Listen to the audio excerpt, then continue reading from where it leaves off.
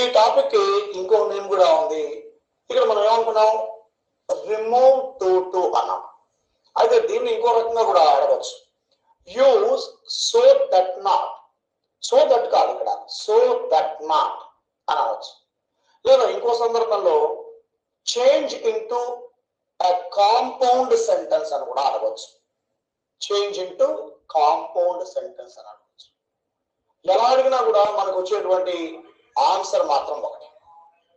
అందుకే దీన్ని మనం మెయిన్ గా ఏమనుకున్నాం, రిమూవ్ టు అంటే ఒక సెంటెన్స్ లో ఉండే టిఓఓ ను టిఓ2 ను ఈ రెండింటిని మనం తొలగించి దాని ప్లేస్ లో మనం సో దట్ నాట్ అని మనం వాడతాం.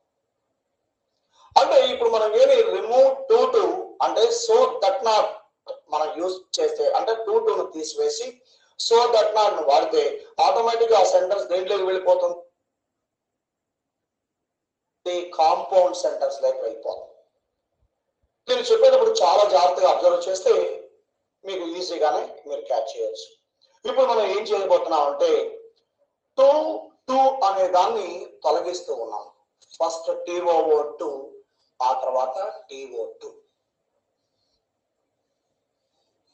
టిఓ2 రెండోది టిఓ2. ఈ మొట్టమొదటి ఉన్నటువంటి ఈ టిఓఓ అనే దాని ప్లేస్ లో మనం సో అని రాస్తే చాలు. మొదట టిఓఓ ప్లేస్ లో ఏం రాయాలి, సో అని రాస్తే చాలు. అయితే ఈ రెండో ను తొలగించేటప్పుడు మనం చాలా జాగ్రత్తగా ఉండాలి. ఎందువల్లంటే వీటికి రెండు సందర్భాలు వస్తాయి. నేను వేసేటువంటి ఈ డయాగ్రామ్ లాంటి దాన్ని చాలా క్లీన్ గా అబ్జర్వ్ చేస్తూ ఉన్నాను. ఈ రెండో ని మనం మొదటి ఏం లేదు, దాని ప్లేస్ లో సో అని రాస్తే చాలు. రెండో తీసేసేటప్పుడు అక్కడ మనం గుర్తుంచుకోవాల్సింది that dash cannot అని ఒకసారి, రెండో సందర్భంలో that dash could not అనేది రెండు. మొదటి టిఓ2 ఎలా వెళ్తుంది, సింపుల్ సో అని రాస్తాం. రెండో దీన్ని ఎలా తీసేస్తాము, ఒక సందర్భంలో దట్ డాష్ కెనాట్ అని, రెండో సందర్భంలో దట్ డాష్ కుడ్ నాట్ అని వాడతాం. ఎప్పుడు కెనాట్ వాడాలి, ఎప్పుడు కుడ్ నాట్ వాడాలి అని అంటే సెంటెన్స్ ప్రెసెంట్ టెన్స్ లో, అంటే సెంటెన్స్ లో ఈజ్ గాని యామ్ గాని ఆర్ ఉన్నట్లయితే, అంటే ప్రెసెంట్ టెన్స్ లో ఉన్నట్లయితే మనం కెనాట్ వాడతాం. అదే సెంటెన్స్ లో వస్ గాని వర్ గాని ఉన్నట్లయితే, అంటే పాస్ట్ టెన్స్ లో ఉన్నట్లయితే కుడ్ నాట్ వాడతాం. ఇక్కడ గుర్తుపెట్టుకోండి, కెనాట్ ఎప్పుడు వాడతాము, కుడ్ నాట్ ఎప్పుడు వాడతాము. సెంటెన్స్ లో కానీ ఈస్, యామ్, ఆర్ ఈ మూడిట్లో ఏదన్నా ఉంటే, అంటే ప్రెసెంట్ టెన్స్ లో ఉంటే దట్ డాష్ కెనాట్ వాడతాం. అలాగే ఉన్న సెంటెన్స్ లో వస్ గాని వర్ గాని ఉంటే ఆ సెంటెన్స్ లో మనం ఏం వాడతాము, దట్ డాష్ కుడ్ నాట్. ఇది ఒకటి. ఇప్పుడు ఇక్కడ డాష్ అని వదిలేసాం మనం, ఇక్కడ రెండు చోట్ల డాష్ అనేది వచ్చింది. ఈ డాష్ లో ఏం వాడాలి అని అంటే బాగా గమనించాలి. ప్రొనౌన్ ఆఫ్ ద సబ్జెక్ట్ ఏం వాడాలి, ప్రొనౌన్ ఆఫ్ ద సబ్జెక్ట్. ఇది గుర్తుపెట్టు. ఇప్పుడు నేను వేసినటువంటి ఈ మొత్తం ఈ డయాగ్రామ్ అంతా కూడా మీ మనసులో ఉండాలి. మళ్ళీ ఒకసారి చెప్తాను చూడండి.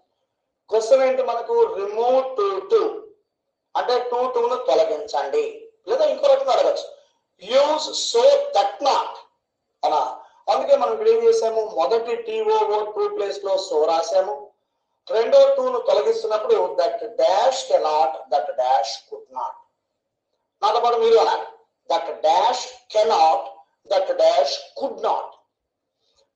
కెనాట్ ఎప్పుడు వాడాలి, కుడ్ నాట్ ఎప్పుడు వాడాలి అని అంటే సెంటెన్స్ లో కానీ ఈజ్, యామ్, ఆర్ అంటే ప్రెసెంట్ టెన్స్ లో ఉన్నట్లయితే మనం వాడేది కెనాట్. వస్ వర్ ఉండి అది పాస్ట్ టెన్స్ అయితే మనం వాడాల్సింది కుడ్ నాట్. ఇవి గుర్తుపెట్టుకోండి. మరి ఇక్కడ డాష్ ఈ రెండు చోట్ల that dash cannot, that dash could not అని వచ్చినప్పుడు ఈ డాష్ లో ఏం వాడాలి అని అంటే సెంటెన్స్ లో మనకు సబ్జెక్ట్ ఉంది, ఆ సబ్జెక్ట్ లో కానీ ప్రొనౌన్ కానీ ఉన్నట్లయితే సేమ్ ప్రొనౌన్ అక్కడ వాడాలి. ఒకవేళ ఆ సెంటెన్స్ లో కానీ నౌన్ ఉన్నట్లయితే ఆ నౌన్ యొక్క ప్రొనౌన్ ని వాడాలి. అందుకే ఇక్కడ ఏం రాసుకున్నాం మనం, pronoun of the subject, subject యొక్క ప్రొనౌన్ వాడాలి. ఇప్పుడు మీకు ఒక ఎగ్జాంపుల్ చూపిస్తాను చూడండి. ఇక్కడ he is too weak to walk. ఇది sentence. he is too weak to walk. ఇందులో మొట్టమొదటి ఇక్కడ మనకి ఏం కనపడుతుంది, TOO2, ఇక్కడేమో TO2. ఇదేం లేదు, మనం ఈ TOO2 తీసివేసి దీని ప్లేస్ లో సో అని రాస్తే చాలు.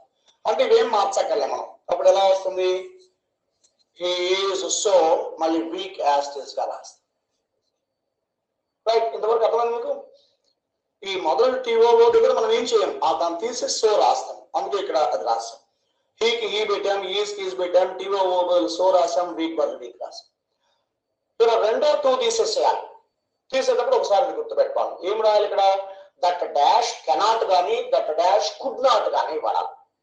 ఇది చేసేటప్పుడు మనం ఇక్కడికి రావాలి. వచ్చినప్పుడు ఇక్కడ మనకి ఏం కనిపిస్తోంది, ఈజ్ అంటే ప్రజెంట్ టెన్స్. ఇక్కడ మనం రాస్తాం ఈజ్ యామ్ ఆర్ ఉన్నప్పుడు ఏం రాయాలి, దట్ డాష్ కెనాట్ రాయాలి. ఒకేసారి డాష్ లో కూడా ఏమొస్తుందో చూడాలి. డాష్ లో ఏమొస్తుంది, ప్రొనౌన్ ఆఫ్ ది సబ్జెక్ట్. ఇక్కడ ఏముంది, సబ్జెక్ట్ మనకు హీ, అంటే హీ అనేది ప్రొనౌన్. ఇక మనం దాన్ని మార్చగలం. అప్పుడు ఎలా రాస్తాము, దాట్ హీ, ప్రొనౌన్ రాస్తాం డాష్ లో. ఇప్పుడు కెనాట్ వాడాలి, కుడ్ నాట్ వాడాలి అంటే ఇదిగో ఇక్కడ ఈజ్ అని ఉంది కాబట్టి కెనాట్, దట్ హీ కెనాట్. అంటే ఇప్పుడు మనం ఏం చేసాము, ఈ టూని కూడా మనం రిమూవ్ చేసేసాం. ఇక మిగిలిన పదం వాక్. అయితే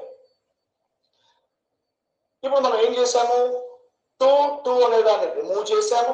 దాని ప్లేస్ లో సో దట్ నాట్ కూడా వాడేసాం.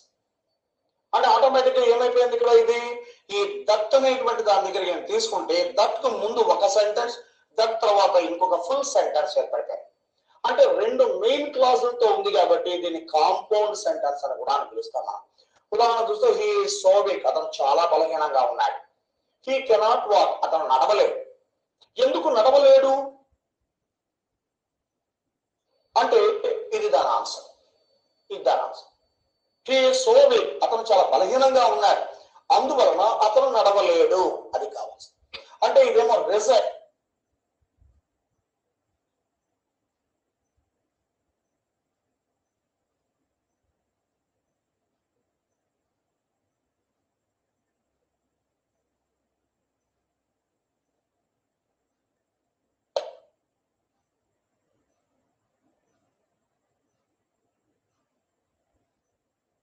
ఇది దాని యొక్క రీజన్.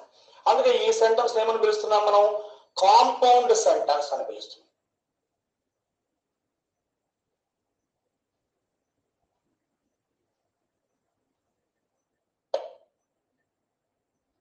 ఇది దాని యొక్క రీజన్. అందుకే ఈ సెంటెన్స్ ఏమని పిలుస్తున్నాం మనం, కాంపౌండ్ సెంటెన్స్ అని పిలుస్తున్నాం.